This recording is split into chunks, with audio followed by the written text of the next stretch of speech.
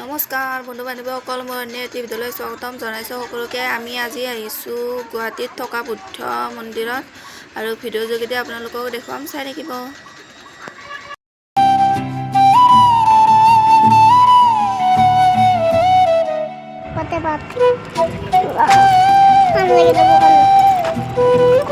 এইফালে যাম ভিডিঅ' কৰিছোঁ।